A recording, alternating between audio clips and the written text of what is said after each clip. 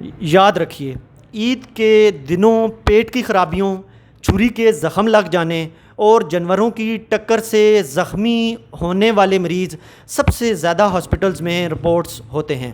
عید کے کچھ عرصے بعد زیادہ کھانے کی وجہ سے کولیسٹرول، یورک ایسڈ اور بلڈ پریشر کے کیسز زیادہ آتے ہیں۔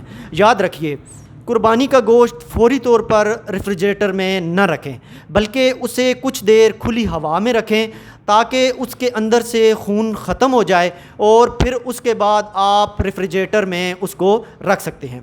اگر گوشت کو آپ 0 درجے سینٹی گریڈ پر فریز کرتے ہیں تو وہ 1 سال تک استعمال ہو سکتا ہے، بشرطے کہ آپ کو بجلی کا کوئی مسئلہ نہ ہو اور آپ کے فریج کا تھرموسٹیٹ ٹھیک ہو۔ فریج میں کچی سبزیاں اور گوشت کو کبھی اکٹھا نہ رکھیں۔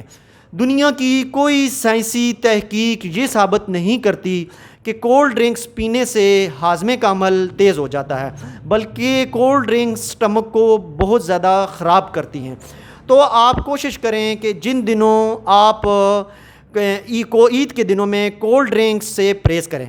York acid, blood pressure, cholesterol اور شوگر کے مریض زیادہ گوشت کھانے سے پرہیز کریں اور تکلیف ہونے کی صورت میں اپنے معالج سے رابطہ کریں۔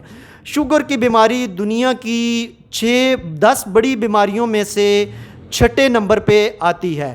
تو شوگر اور بلڈ پریشر کے مریض کوشش کریں کہ گوشت کم سے کم کھائیں اور گوشت کو سبزیوں میں ملا کر آپ استعمال کر سکتے ہیں، اور گوشت کا استعمال یکدم کرنے کے بجائے آپ گوشت کا استعمال وقفے سے کریں تاکہ آپ تمام تکلیفات سے بچ سکیں۔ زیادہ گوشت کھانے کی صورت میں آپ پیٹ کے امراض یعنی معدے میں تذابیت، جلن، بدہضمی اور لوز موشن اور وومٹنگ کی شکایات آپ کو آ سکتی ہیں۔ تو تاکہ آپ ان ہدایات پر عمل کریں تاکہ آپ عید کے بعد بھی اچھی صحت کے ساتھ اپنی زندگی گزار سکیں۔ بہت شکریہ۔